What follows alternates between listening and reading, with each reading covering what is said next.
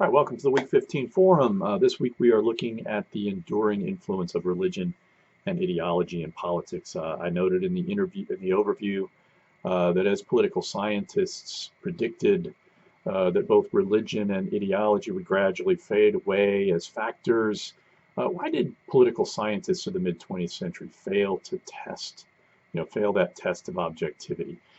Is there a way of looking at the scientific commitment to objectivity in a way that helps us to understand why political scientists of the era believed that somehow modernization would gradually secularize politicians in the developing world, the same way it did in Western Europe, as they have become more secularized? The concept section at the start of the chapter is particularly important this week because several of the terms deployed to understand the role of religion and ideology are terms that maybe probably think you understand, but may not completely understand all the dimensions of the concept. The first is the idea of modernity. Why do the authors consider modernity to be a contested term? How does modernity as a concept help us to contextualize the way that ideology and religion has evolved to retain relevance in an era characterized by rapid economic growth and increasingly strong centralized states? The idea of modernization is also central to the concerns of this chapter. Where modernity signifies a historical concept, modernization refers to process, right? And how nations transition from traditional rural and agricultural to urban industrialized modes of social organization.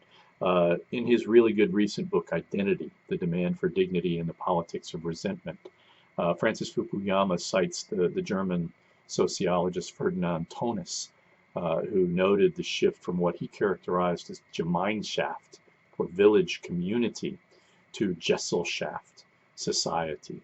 I take this characterization as helping both to understand why the individualism implicit in this transition required appeals to nationalism, and ultimately contributes to understanding why both ideology and religion continue to have resonance for many inhabitants of modernity.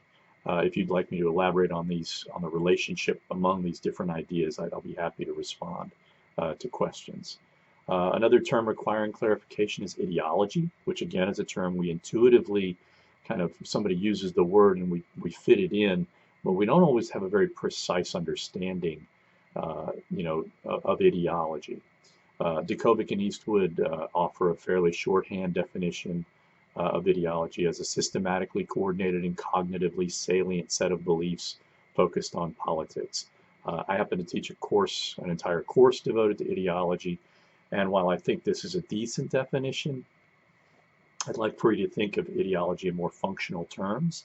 What purposes does ideology, perform that make it attractive for people? In the class I teach, I follow the definition provided by Terence Ball and Richard Dagger, who note that ideologies perform four basic functions. First, they explain, right? Second, they evaluate. Third, they orient. And fourth, they tell you what you want, what needs to be done, right? The authors also note that the dominant ideologies addressed, liberalism, fascism, and socialism, are typically expressed in secular terms and offer themselves as substitutes to religion as an organized belief system. Is that always the case these days? I ask because for many years ideology scholars viewed ideology and religion as mutually exclusive, but of late we've acknowledged increasingly that radical Islam appears to be a kind of synthesized, melding of religion and religious extremism melded to an extreme ideology or morphed into an extreme ideology. In clarifying religion as a concept, the authors draw an important contrast between functional and substantive definitions. How is this distinction similar to the distinction between procedural and substantive interpretations of democracy? Why is it important to understand both what religion does, for example, fostering social integration, versus developing an understanding of religion from a more substantive perspective as a kind of cultural glue that holds people together, and as again creating a broader context. What do making these kinds of distinctions help social scientists interested in studying religion as a political phenomenon? What does it help them to do? Secularization strikes me as an easy, uh, an easy to understand term. Secularization is the theory positing a process through which societies become less religious as they become more modern. Secularization assumes one of the essential conditions of modernization is secularization, but really only modern Europe, but Western Europe appears to have reacted to modernization by secularizing and increasingly by privatizing religion, as France's policy of laicité illustrates. In contrast, in the United States, the First Amendment has been evoked to insist that religious convictions deserve an equal hearing in public discourse.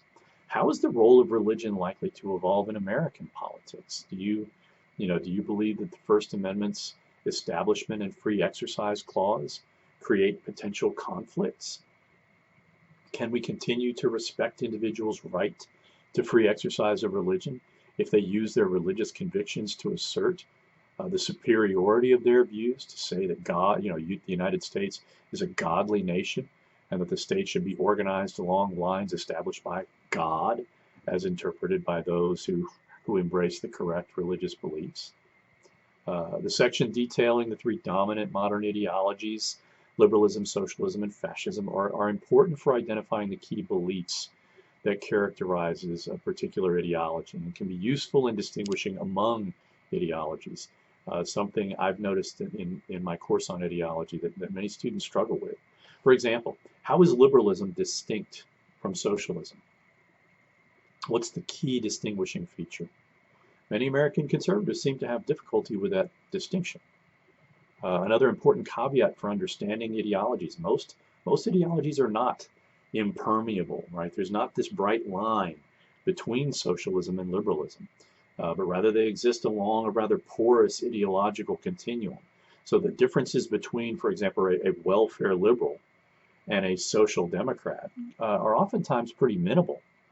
At the same time, while all varieties of liberalism believe in the primacy of individual rights and personal autonomy, they're often worlds apart in the state's role in guaranteeing those rights. For example, the aforementioned welfare liberals believe in personal autonomy, but think that the state has an important role, an active role, in promoting personal liberties, while a libertarian would reject welfarism of any kind as coercion, believing that personal autonomy deserves a priority to such an extent that most libertarians view taxation as coercion and unacceptable. Socialism is likewise a much more complex ideology than most Americans assume. Karl Marx certainly exerted tremendous influence, but his version of socialism was simply one variant among a broad constellation of socialisms that were united primarily by a critique of capitalism and a belief in economic equality. One of the key distinctions among socialists in the 19th and 20th centuries was between those committed, like Marx, to violent revolution and the overthrowing of capitalism and its replacement with a socialist mode of economic distribution. Side note, Marx believed that socialism would be able to seize capitalism and reorganize it in a more egalitarian direction while retaining capitalism's productive capacities. So on the one hand, you have the revolutionaries, and on the other hand, you have those who believe that socialist political parties should compete in the electoral arena in the battle of ideas and nudge the state in more democratic and egalitarian directions. The Fabians of the 19th century in England are an example of that. They were the forerunners of today's Labour Party. For those of you who have not taken my class, what is your understanding of socialism? How does the author's description of socialism track with your current understanding? By the way, I have no interest in selling socialism to any student. I am not a socialist. I do have a powerful interest in helping students to gain an understanding of socialism, its core assumptions, why socialism proves very persuasive for millions of people throughout the world. Likewise with fascism. What are the reasons why fascism oftentimes proves to be quite persuasive. Okay. How does religion manifest in modern societies? The authors discuss the distinction between lay and religious states, which take opposite approaches to the role that religion plays in a nation's politics. France and Iran stand at opposite ends of the spectrum, right? France being the ultimate lay state, and Iran being basically a religious state, a state founded on the idea that it should be organized along religious principles. The United States kind of stands in an interesting area where, again, they make this distinction between a denominational state. How is U.S. denominationalism distinct from France's policy of laïcité? The causes and effects section asks why ideology remains prevalent in modern politics. This question is important because some political theorists view the end of the Cold War as having particular significance. Francis Fukuyama argued, for example, in The End of History and the Last Man, a book written in 1992 while I was in graduate school, basically taking the triumphalist view that the Cold War had signaled the victory of liberal democracy, and that the future would find future things to fight over, but not ideology. What do you make of that argument?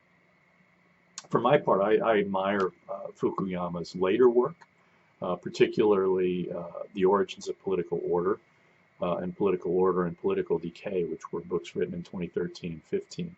I think are two of the finest works of comparative politics in the last 30 years. But as a graduate student, I thought Fukuyama was pompous, and I found The End of History to be overstated and prone to hyperbole, inviting the kind of accusations of triumphalism for which he was criticized at the time it was published. Our country profile this week is Saudi Arabia, which is geographically the largest country in the Middle East and the 12th largest in the world.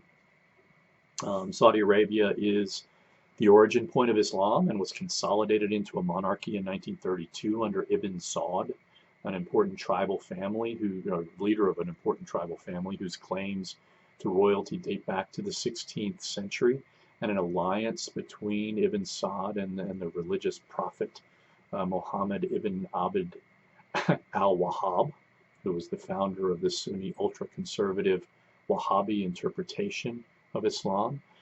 Prior to monarchy, Saudi Arabia had been part of the Ottoman Empire. The British defense of its imperial possessions in the Middle East contributed significantly to Saudi independence. A couple of important points, in terms of understanding contemporary Saudi Arabia. The discovery of oil was significant in 1938. To that point, it had been reliant on agriculture and on revenues from its from religious pilgrimages. The United States has been an important Saudi ally, and the United States has provided significant amounts of military aid to Saudi Arabia. At this point, in the 1930s, the influx of foreign workers into the region triggered kind of a pre-existing resistance to non-Muslims in the Holy Land, which kind of overlays a broader xenophobia that is a strong factor for understanding Saudi political culture. Regionally, Saudi Arabia is considered to be one of the most powerful Sunni Arab nations, both economically and militarily. From a military standpoint, the Saudi military has some of the best equipment in the world, but it's not considered to be a threat to Iran, which is its principal regional rival and a Sunni and a Shiite nation. Its military is geared to waging conventional war, but its conflict with Iran has primarily been waged via proxy wars, and Iran appears to simply have a better approach. Saudi Arabia is characterized as a high-income, high HDI. Its HDI score is 853, which is very good. And that reflects basically the monarchy's commitment to ensuring that Saudi citizens share in the wealth. Has the House of Saud, are they egalitarian, or have they effectively bribed the Saudi population?